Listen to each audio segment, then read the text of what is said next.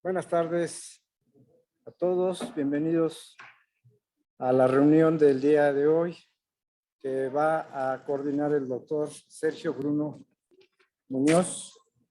El doctor Muñoz es coordinador de la Clínica de Colposcopía del Hospital General de México, es profesor titular del Diplomado en Colposcopía y Patología del Tracto Genital Inferior. Y nos va a hablar de un tema que es súper importante porque reúne a dos especialidades o a tres especialidades: la colposcopía, la ginecología y la patología. Y él es el encargado de la clínica que se formó desde el 2006 en el hospital y que es de correlación citológica, histológica y colposcópica. Así que es un tema muy interesante y lo ponemos a su consideración. Doctor, adelante, puede iniciar la sesión.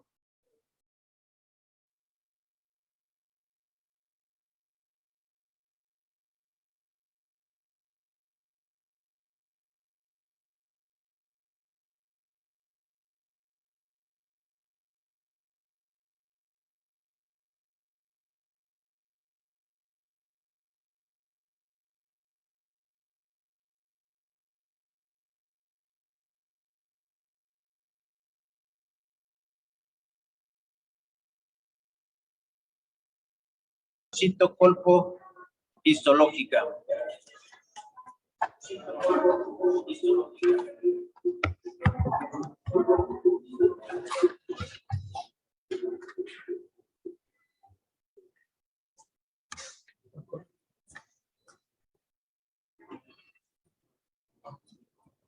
Bien, haciendo un poquito de historia, les voy a comentar que desde el 2006 se conformó como acta constitutiva la Clínica de Colposcopía del Hospital General de México, que incluía la unidad de oncología y la unidad de ginecología. Fue el doctor Francisco Higuera Ramírez siendo director y el subdirector Nicolás Sastre, donde se conformó esta clínica de colposcopía. El objetivo general de la clínica es la evaluación, el tratamiento y seguimiento de las pacientes con citología normal y patología del tracto genital inferior. Los responsables e integrantes de la clínica de colposcopía sesionarán semanalmente con el fin de evaluar concordancias y discordancias, así como discutir todos los avances científicos y revisar la literatura, evaluar que la realización de los objetivos de la clínica sean cumplidos. Asimismo, se efectuarán reuniones de forma extraordinaria cuando así se requiera. Quiero decirles que cada lunes nos reunimos el servicio de colposcopía, de citología y de histopatología para poder evaluar, ¿sí?, las lesiones escamosas intraepiteliales que no tienen correlación, con el fin de buscar de qué manera nos podemos equivocar cualquiera de los tres procedimientos y buscar la manera de mejorar este tipo de situaciones. La permanencia de los participantes de la clínica no tiene un tiempo de duración dentro de la misma. La integración de cualquier nuevo miembro será necesaria la evaluación y el análisis de su currículum para poder ser aprobado y ser integrante de esta clínica de colposcopía. La clínica de colposcopía rendimos información de las actividades para ser enviada periódicamente los días 26 de cada 3 meses a la subdirección para poder evaluar lo que estamos haciendo.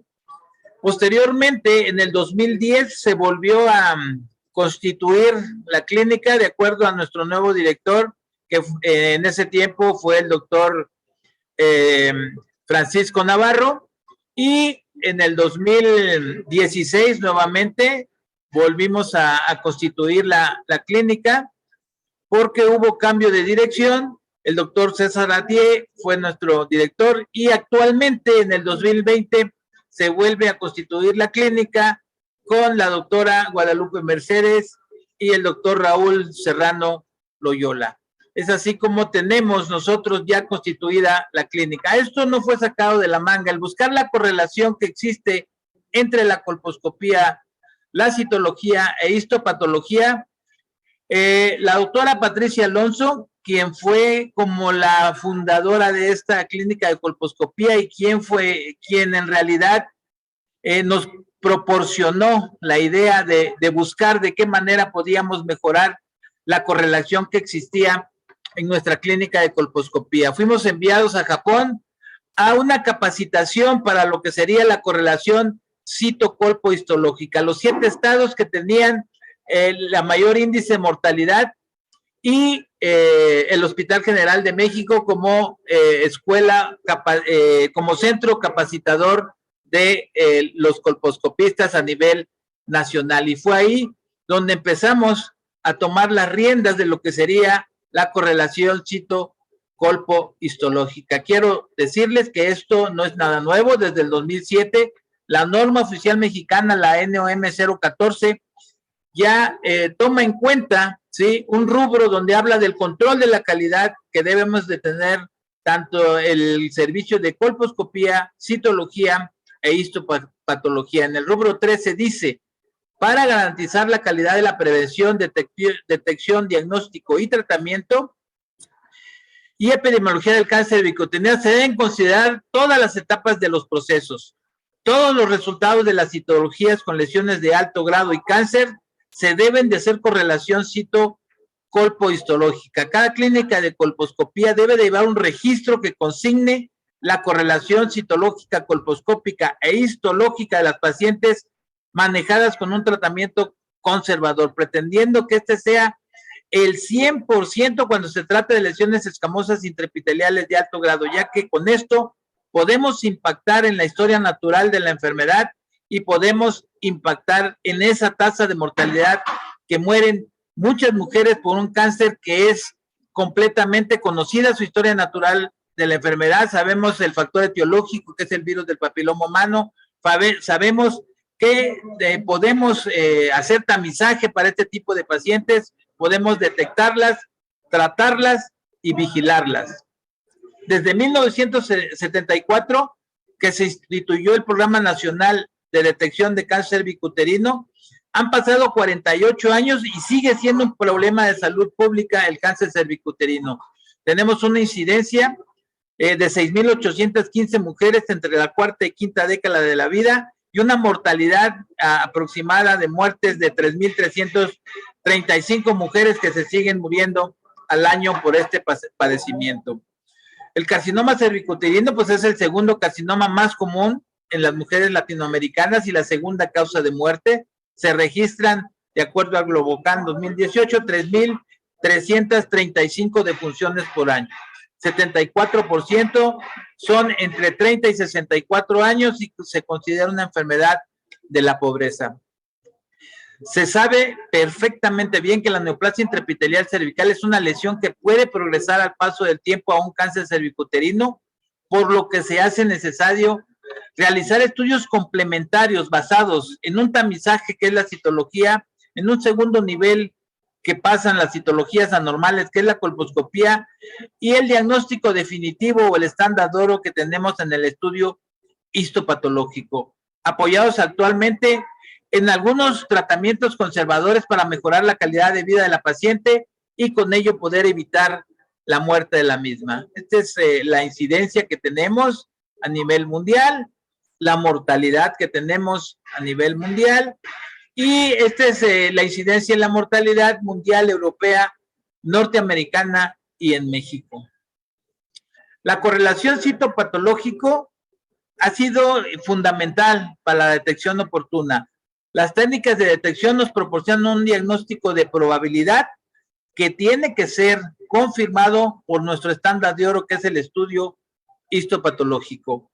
La mejor efectividad es cuando se une la citología y la colposcopía como métodos diagnósticos y puede haber una correlación de más de un 95% cuando se pueden usar estos dos procedimientos combinados.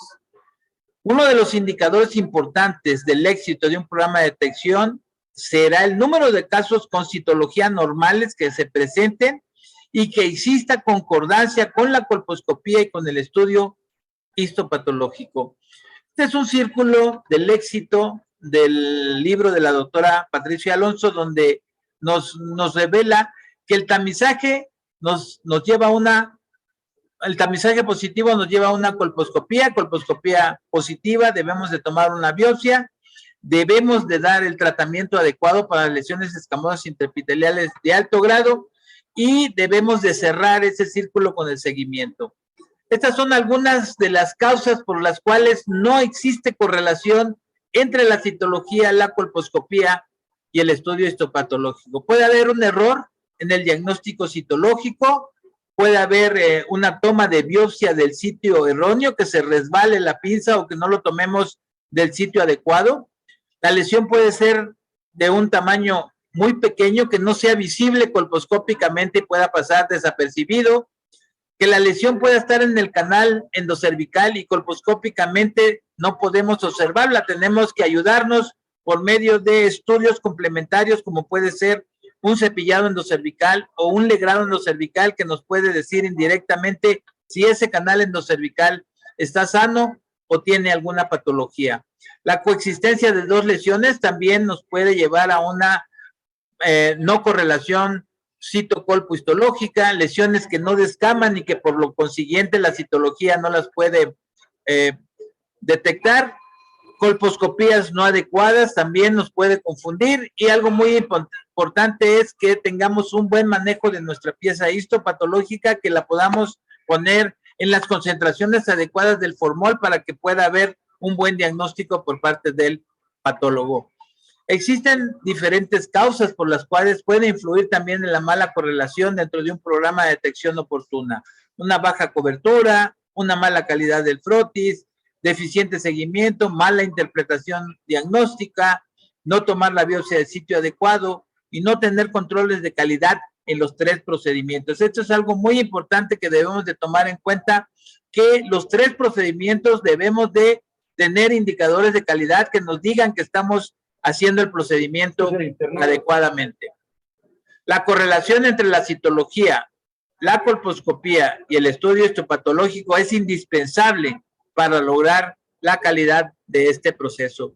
Y bueno, les voy a poner unos ejemplos de qué manera nos reunimos, ¿sí? El citólogo, el histopatólogo y el colposcopista. Algo muy importante que debemos de tomar en cuenta, que los 3 tenemos que tener la humildad de decir me equivoqué para poder mejorar. Si nosotros no tenemos esa conducta, nos va a llevar a que la reunión no tenga el éxito que nosotros queremos para el beneficio del tratamiento de la paciente. Este es un ejemplo cómo lo hacemos. Una paciente de 42 años de edad, enviada en tal fecha a la clínica de colposcopía, y es enviada porque presenta un pólipo endocervical. Entonces le voy a pasar la presentación a la doctora María Esther Gutiérrez y a la doctora Leonora Chávez, quien nos va a hacer favor de leer, observar las laminillas y podernos decir cuáles son los hallazgos citológicos que tenemos en esta paciente.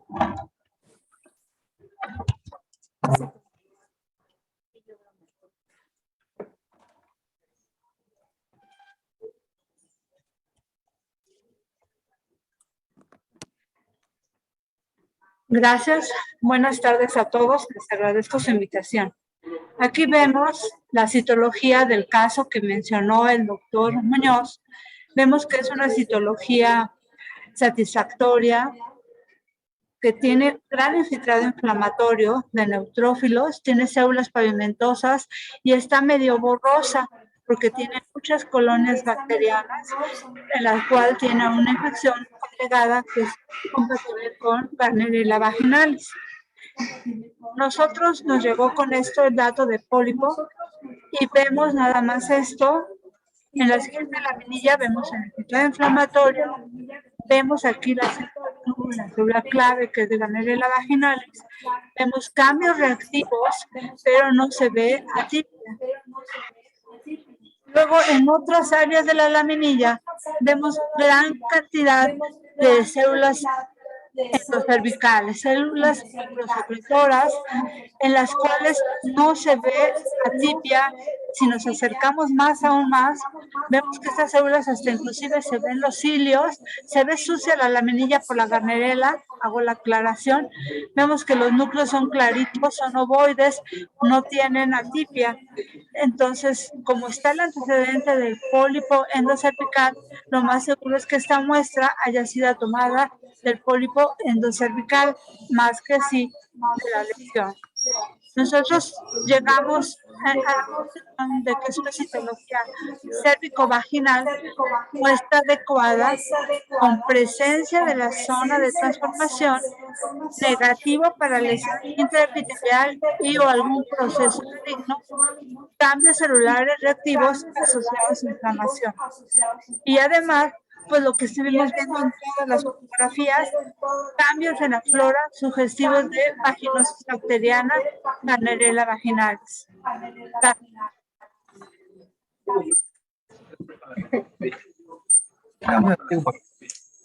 No se preocupe. Bien, como podrán ver, la doctora María Esther justificó perfectamente el diagnóstico que tiene en base a su citología. Posteriormente, el colposcopista pasa las imágenes colposcópicas para que nosotros podamos orientarnos en qué estamos haciendo. Esta es una visión colposcópica en la cual no se le ha aplicado ningún reactivo y vemos pues es un cérvix hipertrófico con un pólipo endocervical en la parte central. Le ponemos solución fisiológica y le ponemos filtro verde para poder ver la arquitectura vascular y vemos que hay algunas anormalidades de los vasos, como es en horquilla, por ejemplo, como es en comas, ¿sí? Esto nos habla de que la lesión empieza a penetrar el estroma, es decir, que ya hay una invasión temprana o una invasión franca por la característica de los vasos. Vean, un acercamiento, tenemos que justificar el por qué damos un diagnóstico, ¿sí? Vemos la rectificación que tenemos aquí de los vasos endocervicales y posteriormente le aplicamos ácido acético, donde vemos aquí ya el pólipo endocervical que se presenta una tinción acetoblanca, ¿sí? Compacta, gruesa sobre el epitelio que tiene el pólipo endocervical. Nos hacemos un acercamiento de lo que es el pólipo endocervical para ver el área acetoblanca. Algo muy importante que debemos los colposcopistas es no confundir la metaplasia con una lesión con la reacción del ácido acético. Vemos un acercamiento, vean como bastón que presenta aquí en este acercamiento la parte endocervical, lo que nos habla pues de la probable invasión que pueda tener ya esta lesión. Le aplicamos Lugol para ver las áreas yodo negativas, donde nosotros vamos a tomar la biopsia. Nos ayudamos de un espejo de Cogan o espejo endocervical para poder observar la zona de transformación en sus 360 grados. El resultado colposcópico fue un cérvix hipertrófico con un pólipo endocervical de tal medida que tiene un puntillo grueso el pólipo, exocervix color rosa pálido avascular, presencia de zona de transformación con metaplasia madura, solución fisiológica. Vamos a ver los vasos irregulares en forma de horquilla, presenta una lesión acetoblanca densa con bordes bien definidos y elevados por debajo del pólipo endocervical, lo que nos puede justificar el por qué la citología salió negativa, ya que la lesión se encontraba por abajo del pólipo endocervical, es decir, a lo mejor el muestreo no fue adecuado para los 360 grados de esa zona de transformación. Tiene una lesión yodo negativa en el radio de las 6 y se toma una biopsia en el radio de las 6 y del pólipo endocervical, lo cual nos va la doctora Leonora Chávez a decir los hallazgos que tiene. Muy bien, buenas tardes. Pues entonces, hablando de los hallazgos histopatológicos, se recibió esta biopsia. En las fotografías estamos viendo únicamente la lesión, no estamos viendo tejido cervical residual. Y del lado derecho, bueno, vamos a hablar primero del lado izquierdo, que es a un aumento menor. donde se ve cierta configuración papilar y glandular. Y del lado derecho vemos más detalle de las células que muestran núcleos grandes hipercromáticos de forma ligeramente irregular, bueno, algunos y otros más pleomorfos, con una cromatina granular y con moderada cantidad de citoplasma. Se alcanzan a identificar algunas figuras de mitosis. En esta biopsia, el diagnóstico que se hizo fue de un adenocarcinoma del cérvix. Posteriormente, una semana después, llegaron laminillas para revisión, en las que vemos fundamentalmente los mismos cambios. Del lado izquierdo también vemos una fotografía tomada a un aumento menor, donde se percibe mejor la configuración papilar de la lesión.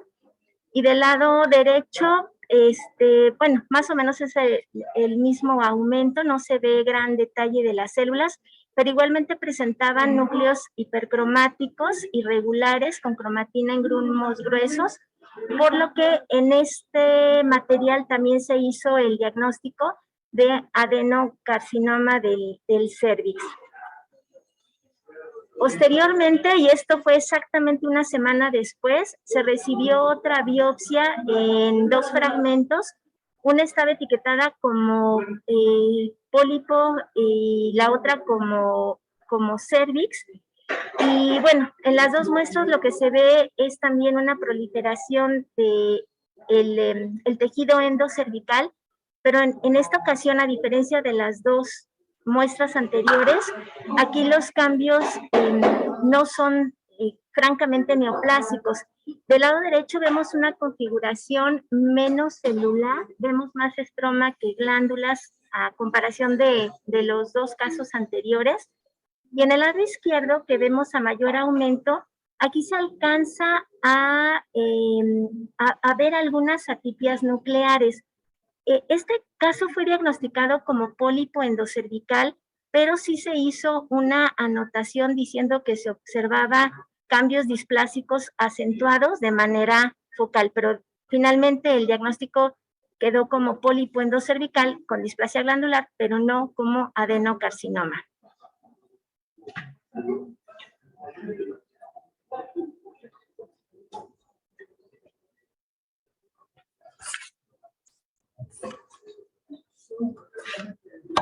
Bien, como podrán ustedes observar, la citología justifica su diagnóstico, la colposcopista justifica su diagnóstico y el estudio histopatológico justifica su diagnóstico, por lo cual es importante que el clínico, cuando colposcópicamente ve que no hay una correlación, se pidió una revisión de laminillas. La revisión de laminillas decía que estábamos ante un adenocarcinoma, y cuando en determinado momento es necesario, debemos de tomar otra biopsia si es necesario en caso de que no haya concordancia. Vamos a pasar a este otro ejemplo, que es un caso clínico donde vamos a observar que es una paciente de 49 años, estado civil soltera, comerciante, escolaridad secundaria, algunas situaciones en los antecedentes, como el inicio de vida sexual activa a los 18 años, a los 16 años, número de parejas sexuales 8, gesta 4, para 1, abortos 3, y que tiene el antecedente de una citología cervical hace un año, en el cual se le hizo para un protocolo de una histerectomía total abdominal. Aquí la paciente refiere que le habían hecho una histerectomía total abdominal y con una citología normal. El padecimiento actual lo inicia hace 2 meses con sangrado transvaginal escaso y refiere manchado del papel al limpiarse. La paciente es enviada a consulta externa el 12 de diciembre de 2018 y acude en enero de 2019, donde se encuentra una exploración ginecológica que ve en un cérvix central con bordes irregulares, sangrado escaso no fétito, no se palpan anexos y fondos de saco libre. El diagnóstico: obesidad, sangrado transvaginal anormal y el antecedente que tiene de una histerectomía total abdominal. El plan terapéutico: ella se pide una interconsulta colposcopía con una citología cervical que reporta normal. esta es la citología, aclaro, esta citología se tomó el día que acudió al servicio de colposcopía. Esta citología se envió posteriormente y la doctora Ana Alfaro nos va a hacer favor de, ella estuvo con este caso y nos va a hacer favor de ver o leer las laminillas. Doctora, si nos hace usted favor de leer estas laminillas, por favor. Hola, doctor. Muchísimas gracias por la invitación. Efectivamente, se recibieron estas laminillas en el servicio. Es un extendido de una citología convencional teñida con Papa Nicolau. Y lo que nos llamaba desde la panorámica es que vemos que es una citología con mucho infiltrado inflamatorio. Y podemos observar estos grupos tridimensionales de células que a este aumento no podemos definir bien sus características nucleares, pero sí podemos identificar que forman acúmulos en forma de glándulas. En la siguiente diapositiva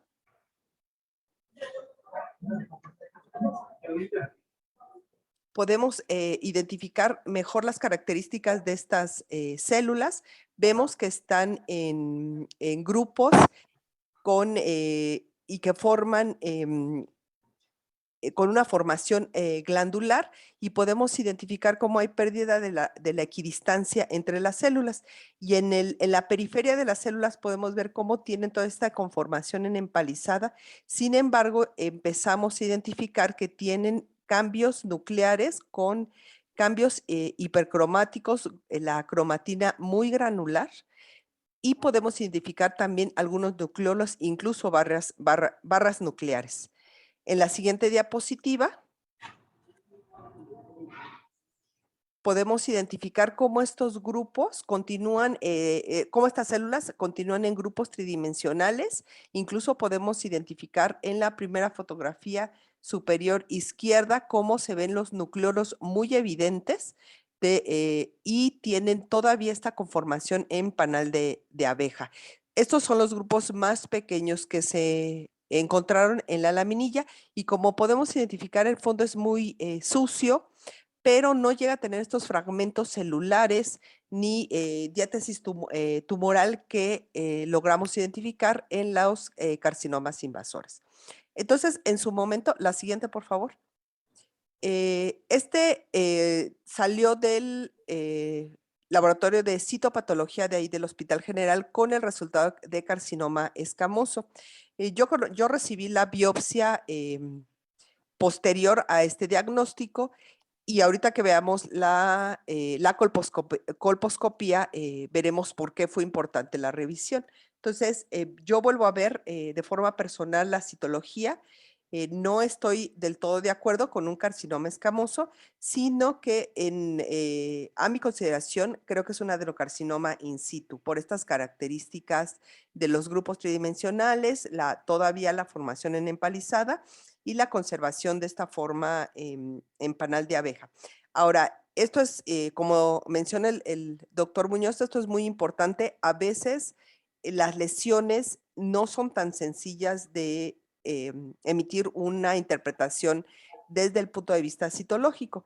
Y lo importante es que afortunadamente esta paciente sale de la población en general, se tamiza y va a continuar en seguimiento para verificar si realmente es verificar esta lesión positiva y llegar al diagnóstico final. Lo importante es que ya la paciente va a tener seguimiento.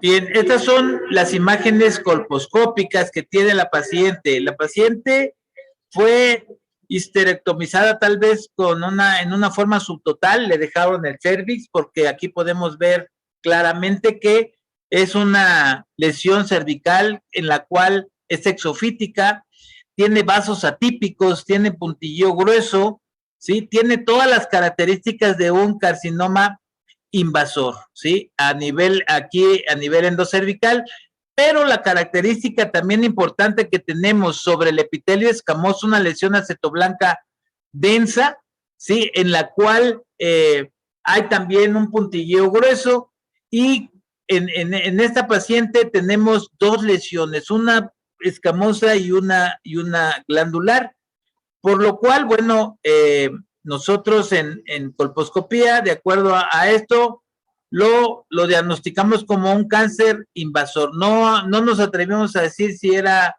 de tipo glandular o si era de tipo escamoso. Sin embargo, bueno, retrospectivamente se ve que está todo dentro de lo que es el epitelio glandular. Es una lesión exofítica con epitelio acetoblanco denso en la periferia, lo que nos habla de dos lesiones de origen epitelial diferente, que destruye todo el cervix y presenta vasos atípicos.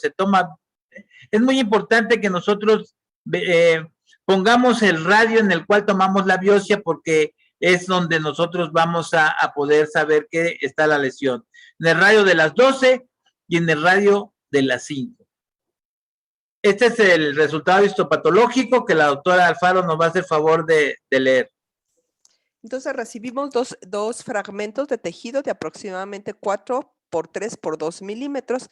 En esta primera fotografía panorámica podemos ver uno de los fragmentos. Vean cómo en la parte superior izquierda y en la parte lateral derecha podemos ver todavía epitelio plano estratificado del epitelio exocervical, y podemos identificar que no hay lesión intraepitelial en ese resto de exocervix. O sea, podemos identificar que no hay lesión escamosa, pero podemos identificar cómo hay en el resto del tejido glándulas con diferentes conformaciones.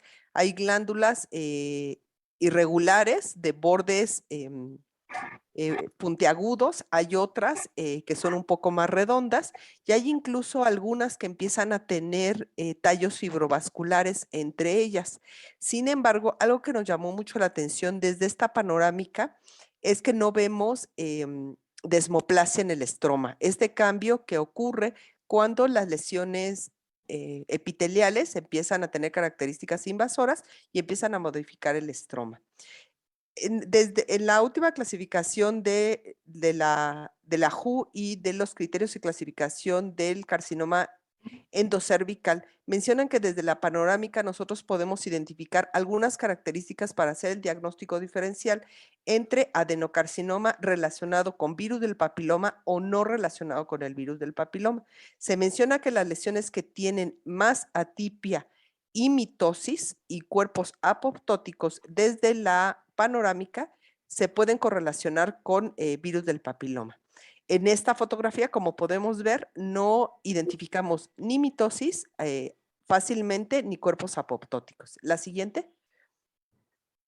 Esta es igualmente una vista panorámica del segundo fragmento. Vean, también aquí ya no observamos solamente un poco del lado derecho el epitelio exocervical y vemos todas estas glándulas. Aquí igualmente podemos ver que son glándulas tortuosas, incluso algunas empiezan a tener conformación en papilas. Esta arquitectura también nos puede ayudar a darle el apellido a las lesiones del endocérvix. En las biopsias por colposcopía a veces es un poco complicado dar un apellido al adenocarcinoma, pero sí es importante mencionarlo. La siguiente, por favor. Cuando empezamos a ver más aumento las características nucleares, de nuevo llamaba mucho la atención que no veíamos esta atipia tan marcada que deberíamos de identificar en un adenocarcinoma. No hay mitosis y sí observamos que hay pseudoestratificación de los núcleos. Esto que va más hacia una lesión neoplásica. La siguiente. Podemos observar aquí también esta pseudoestratificación de los núcleos. Sin embargo, tampoco a este aumento observamos mitosis. La siguiente, por favor. Lo que sí nos llama mucho la atención es que podemos ya ver estos tallos fibrovasculares. Entonces, esta lesión, desde que vimos la parte histológica, nos llamó, incluso fue uno de los casos que presentamos en las correlaciones con el Departamento de Patología Quirúrgica para concordancia diagnóstica, es que no cumplía con todas las características nucleares para poderle llamar adenocarcinoma. Tenía esta conformación papilar de hiperplasia, esta forma incluso ya empezando a ser billoglandular, sin embargo no cumplía citológicamente con todas las características para llamarle adenocarcinoma. La siguiente. Incluso lo podemos ver aquí en esta fotografía a mayor aumento, como sí hay estos núcleos en pseudoestratificación, pero podemos ver que tienen no tantos cambios nucleares para llamarle adenocarcinoma. Y entonces, como además teníamos ya nos habían presentado el caso, ya teníamos algunas dudas diagnósticas, preferimos llamarle como hiperplasia papilomatosa endocervical con tunelización glandular y esperar al estudio de inmunistoquímica para confirmar el diagnóstico. La siguiente. Por lo general, a todas las lesiones cervicales donde tenemos duda diagnóstica entre lesiones de alto o bajo grado, en poder determinar la presencia del virus del papiloma de forma indirecta, se le solicita P16 y Ki67. P53 es un gen supresor tumoral. Actualmente tiene mucha importancia su uso porque se ha visto que la sobreexpresión o la mutación puede identificar lesiones del tracto genital femenino y tanto inferior como de las lesiones ováricas. Entonces ha tenido importancia este biomarcador. Sin embargo, todavía hay ciertos parámetros que se están estudiando porque no todo la positividad se interpreta de la misma forma. En esta diapositiva podemos ver los 3 biomarcadores utilizados. Del lado superior derecho está P16, del lado inferior derecho está P53 y del lado izquierdo está Ki67. Los 3 se consideran positivos, pero su forma de interpretación es muy importante para que el patólogo, con las características morfológicas y la forma de tinción, pueda determinar si realmente son útiles para el diagnóstico. La siguiente. En el caso de P16, para considerarlo positivo y poder determinar que está relacionado con la lesión, que está relacionada con infección por virus del papiloma, esta debe de ser intensa, en banda, y tiene que ser tanto en el núcleo como en el citoplasma, como en este caso. A pesar de que podía considerarse por morfología un adenocarcinoma no asociado al virus del papiloma por no tener atipia, por no tener una atipia marcada, por no tener cuerpos apoptóticos, por no tener mitosis desde la panorámica, podría considerarse así. Sin embargo, esta positividad tan intensa, dice la Organización Mundial de la Salud que podemos hacer una correlación indirecta de que está relacionado con el virus del papiloma. La siguiente. Ki67 es un gen de proliferación celular. En la diapositiva superior podemos identificar cómo en el remanente que tenemos del exocervix, este solamente es positivo en la parte basal. Es la forma normal en que se identifica esta proteína. Sin embargo, vean cómo en todas las glándulas que identificamos, vean cómo está presente en los núcleos. En la última fotografía inferior derecha, vean cómo hay núcleos que aún están en la parte basal sin atipia que son negativos, mientras que los núcleos de mayor tamaño, más irregulares, más hipercromáticos, son los que son positivos. De aquí que este es uno de los marcadores junto con P16 que son muy útiles para identificar lesiones de alto grado. Y por último, P53, la siguiente, este es un gen supresor. Se menciona que hay 3 formas de expresión en la mayoría de los tumores, dependiendo de los diferentes consensos y dependiendo de las diferentes interpretaciones, pero va a ser el porcentaje de positividad. Sin embargo, mencionan que hay tres formas, 3 patrones. Uno es que es el wild type. Se presenta de forma irregular, con diferentes intensidades y en diferentes sitios del tejido. Esa es la forma normal en el que se presenta P53. En la fotografía inferior izquierda podemos identificar cómo en la parte superior tenemos todavía un poco de epitelio exocervical normal y vean cómo este marcador es nuclear. Vean cómo este puntilleo es de diferentes tonalidades en los núcleos y está de forma dispersa. Y Esta es la forma wild type, que esto nos habla de que son tumores incluso poco agresivos. Como podemos identificar en nuestra neoplasia, esta positividad es igual, es difusa, es en diferente intensidad. Cuando llamamos que es null o que está mutado, es cuando no vamos a identificar ninguna positividad en los núcleos. Esto quiere decir que este gen supresor tumoral se perdió o que tiene aberración en su expresión en una proteína con sobreexpresión. Algunos autores dicen que es más del 70 o del 80% en las células neoplásicas, y esto habla de sobreexpresión, pero es una proteína no funcional. Entonces, dependiendo de los diferentes tumores, esto se ha ido adaptando. No tiene todavía la aceptación por todos los colegios como P16 y Ki67, como por el Colegio Americano de Patólogos. Sin embargo, P53 en las futuras clasificaciones de varias lesiones nos va a permitir llegar a mejores diagnósticos. Muchas gracias. Bueno, perdón, me falta la siguiente, donde está la conclusión. La siguiente. Entonces, con esto llegamos al diagnóstico de adenocarcinoma bien diferenciado. Gracias, doctor. Bien, como pueden ver, lo importante que es lo clínico y la comunicación que podamos tener con el patólogo y la disposición que pueda tener el patólogo para poder hacerle estudios de inmunistoquímica que nos puedan llevar al diagnóstico definitivo, pero sobre todo es que pensemos que estamos clínicamente ante un carcinoma invasor y no nos lo diagnosticaron como tal. Aquí les comento la sensibilidad que puede tener el Papa Nicolau, la colposcopía.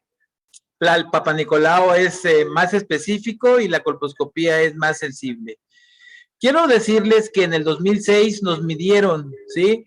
La doctora Patricia Alonso y el doctor Ludwig Mena hicieron una valoración, ¿sí? Midieron nuestro indicador de calidad que en conizaciones cervicales que hicimos desde el 2000 al 2006, y la verdad salimos muy, pero muy lastimados. Nuestra sensibilidad o nuestra correlación que teníamos para lesiones intraepiteliales de alto grado era de un 43%, menos de la mitad de un indicador. Y esto, pues la verdad, pues nos movió y dijimos, algo está pasando, no estamos haciendo mal, analizamos y buscamos de qué manera podíamos mejorar ese indicador de calidad que era nuestra correlación colpohistológica. Y empezamos a hacer todo lo de las correlaciones, empezamos a medir pacientes, de qué manera teníamos o qué estaba pasando para que no llegáramos a esa correlación. Y en el 2016,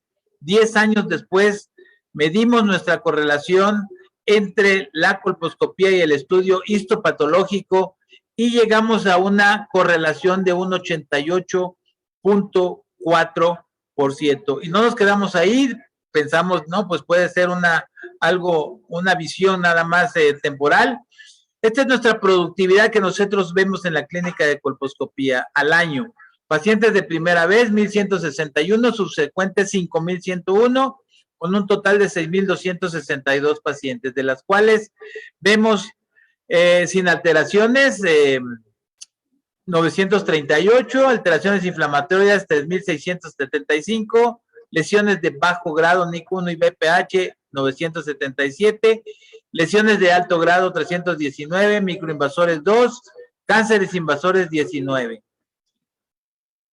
Este es otro estudio, ¿sí?, de tesis de un residente donde medimos la correlación cito-colpohistológica en pacientes con lesiones de alto grado y donde llegamos a una correlación del estudio citológico con el histológico de un 59% y una correlación entre pacientes colposcópicos con la histología de 89.3%, más de lo indicador de calidad estándar que dice la norma oficial mexicana, que es un 85%.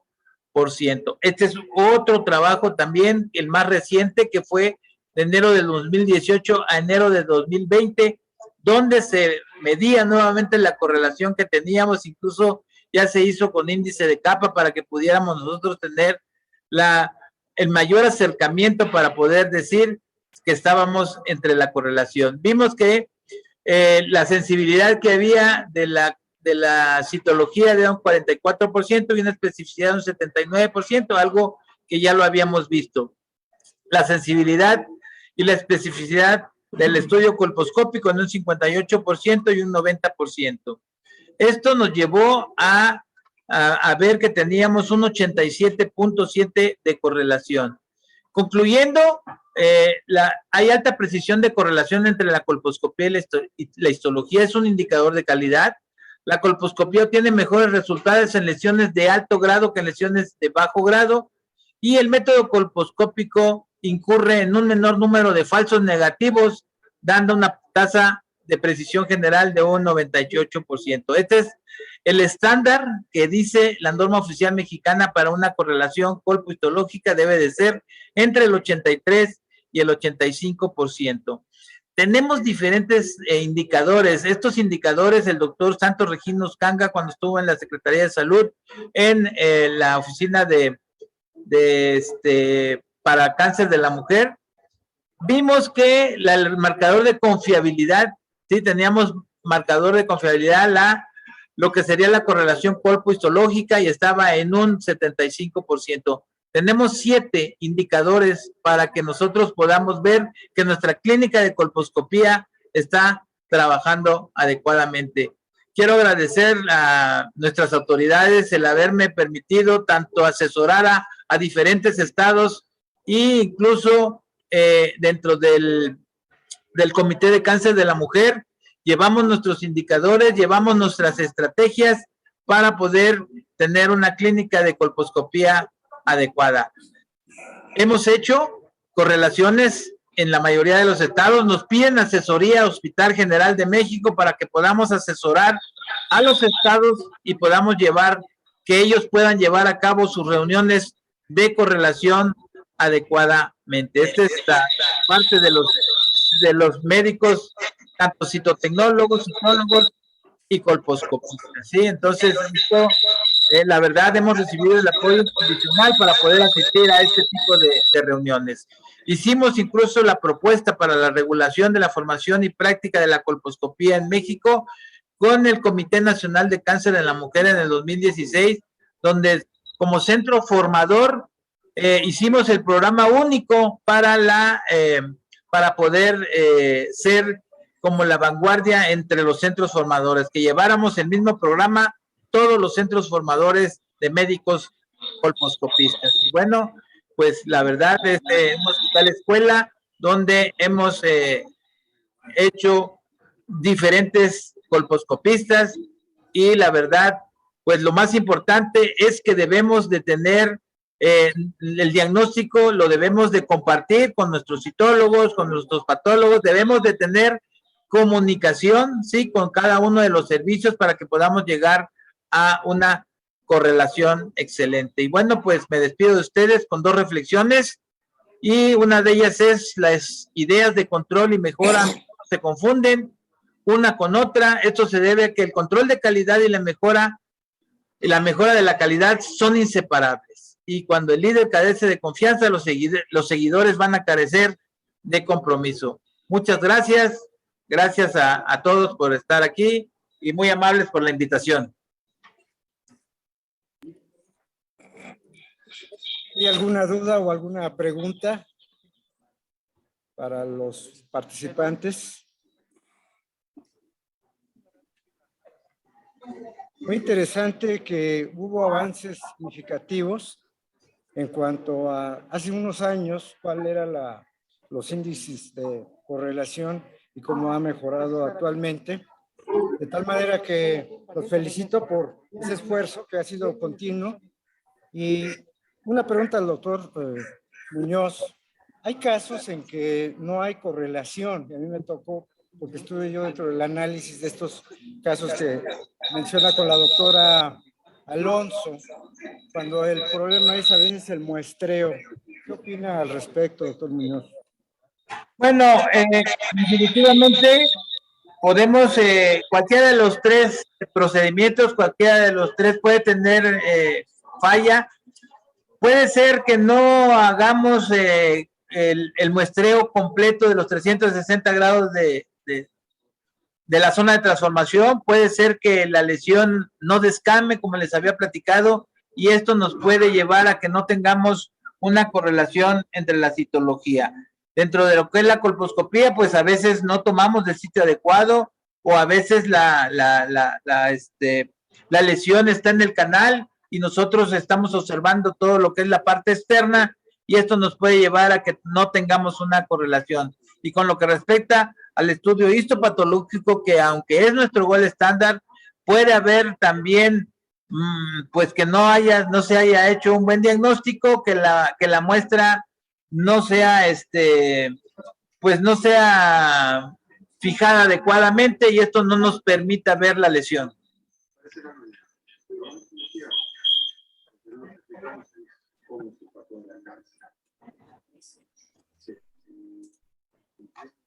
¿Alguien más tiene alguna pregunta? ¿Puedo hacer una pregunta? Doctor Sánchez. Doctor Sánchez, tengo una pregunta.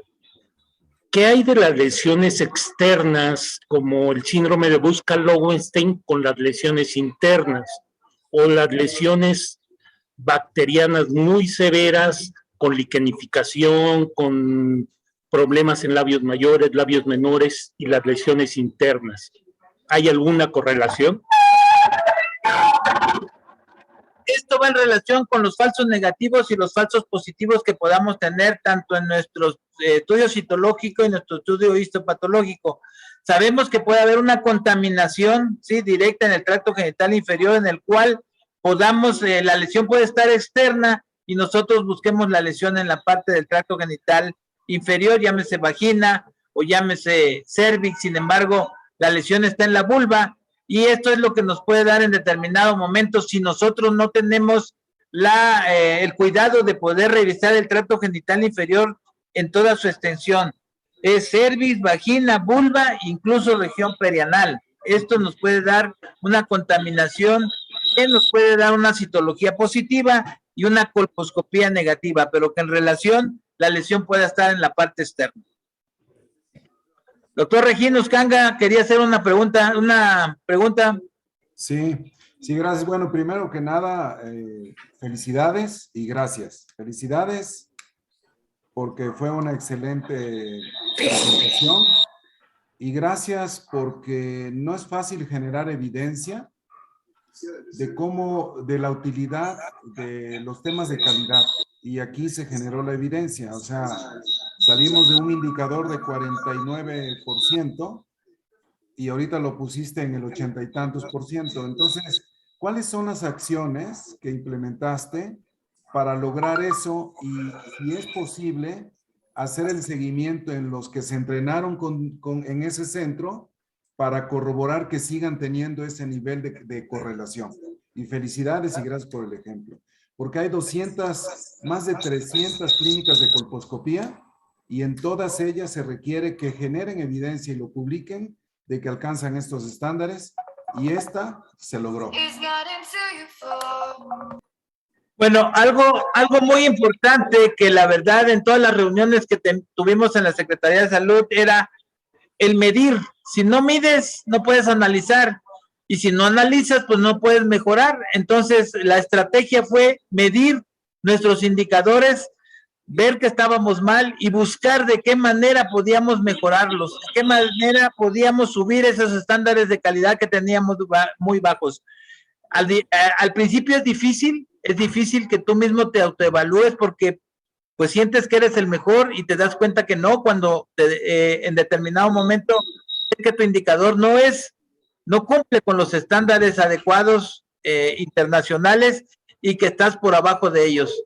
Es un poco impactante, pero a la vez es un poco halagador, porque ahí empecé y analicé y medí, y eso me dio pauta para buscar acciones de mejoras para esta clínica de colposcopía, y sobre todo para el diagnóstico de mis pacientes. Formidable, gracias. Y la otra parte de la pregunta, ¿tú crees que es posible que todos los que se entrenan en esta clínica que has formado, así como con quienes te relacionas a través de las agrupaciones médicas, pudieran generarse un efecto multiplicador de la intención de publicar, de generar esa evidencia, no para saber quién es el mejor, sino para compartir las acciones que llevaron a ese nivel, o sea, verdaderamente fomentar que en todas las clínicas de colposcopía de nuestro país, todo mundo diga, esta es mi clínica de colposcopía y esta es mi correlación. Pues tenemos que, es un trabajo muy difícil porque va la actitud de cada uno de los médicos, pero tampoco es imposible. Si tú ya le metes la cultura de la calidad, difícilmente, si en realidad lo toman como tal, difícilmente lo pueden dejar. Sin embargo, pues es difícil porque a veces dependemos de que nos estén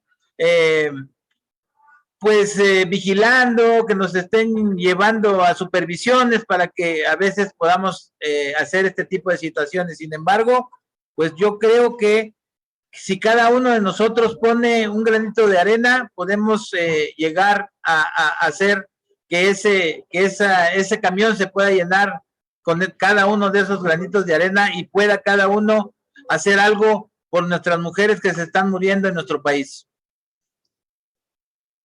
Gracias. ¿Alguna otra pregunta más que le quieran hacer a los ponentes? Aquí hay una pregunta que dicen que ¿cuándo se acompaña de PCR? ¿En qué casos? El doctor Sergio Ramos Reyes. Pregunta. Doctora Alfaro, no sé si quiera contestar esa pregunta. Hola, buenos días a todos. Es que son casos muy específicos en los que vamos a utilizar PCR, principalmente en las dudas diagnósticas con citologías iguales o mayores a lesiones intraepiteliales de alto grado y dependiendo de los antecedentes. PCR se utiliza como forma de tamizaje, sobre todo para virus de alto riesgo. Ya tanto el Colegio de Patólogos como la Sociedad Americana de Colposcopía sugieren que ya en el cáncer invasor no se tipifique porque es gastar un recurso para una lesión que ya está evidente, que ya es neoplásica, que ya es invasora. El determinar qué virus fue la causa ya no ayuda a un tratamiento ni pronóstico de la lesión.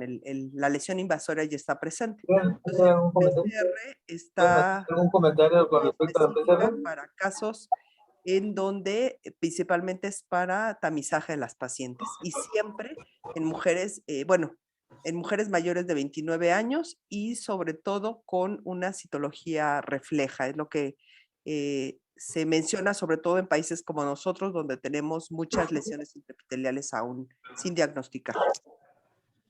Pues a nosotros como clínicos en realidad es el tamizaje de las pacientes por arriba de 30 años y en algunas pacientes que tienen algunas atipias como el AS-US o el AS-H para poder determinar si esa atipia en realidad es una atipia viral o es una atipia por proceso inflamatorio, es una atipia por alguna atrofia. Entonces es cuando tenemos duda. Pero así como tal, que todas se tengan que tipificar con PCR, creo que no es lo indicado.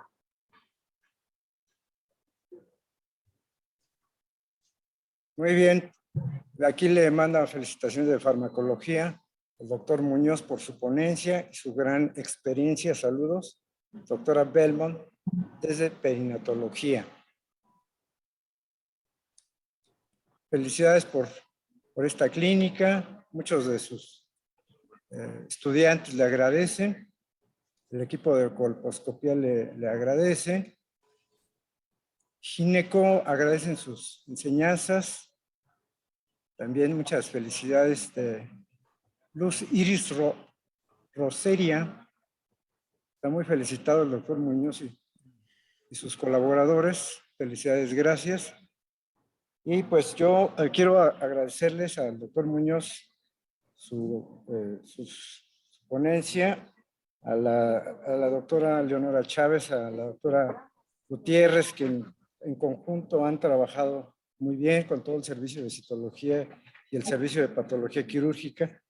Y los invitamos para que estén con nosotros el próximo jueves a las 12 del día. Se va a presentar un tema que es producción de vacunas.